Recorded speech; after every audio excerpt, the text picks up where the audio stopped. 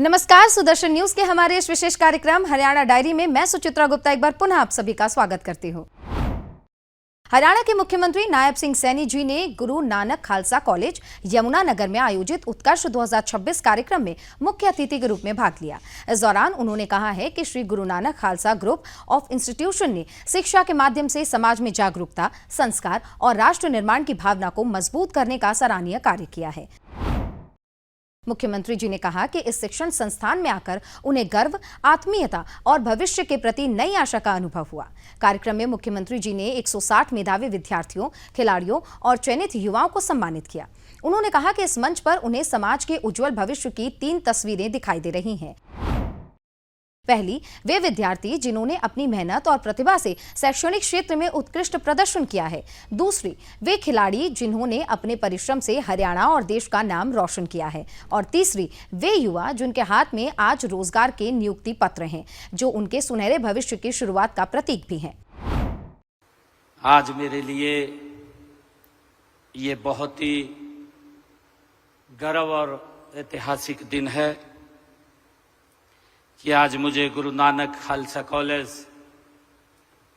यमुनानगर में ऐसे बच्चों के बीच, ऐसे महान भाव के बीच जो गुरु नानक खालसा कॉलेज शिक्षा के साथ साथ हेल्प करने का काम भी कर रहा है।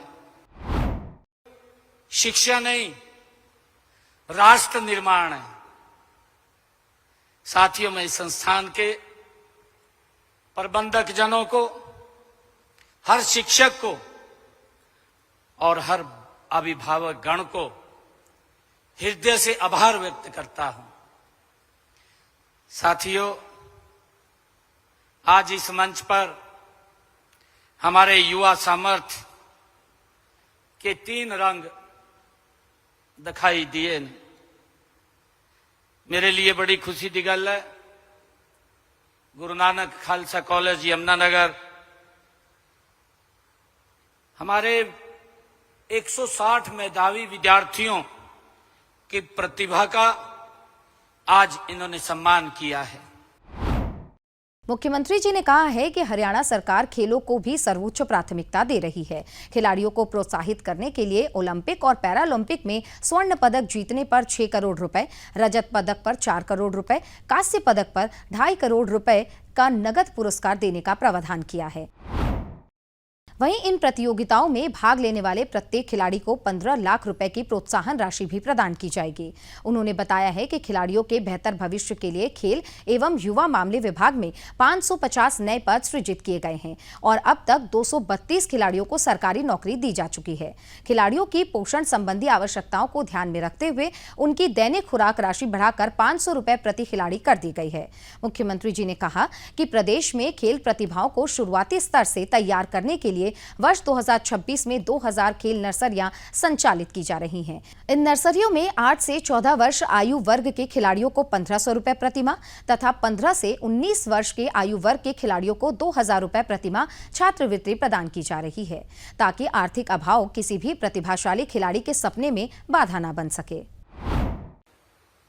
साथियों, मैं आज सम्मानित होने वाले हर विद्यार्थी का हृदय की गहराई से मैं बहुत बहुत स्वागत और अभिनंदन करता हूं, उनको बधाई देता हूं।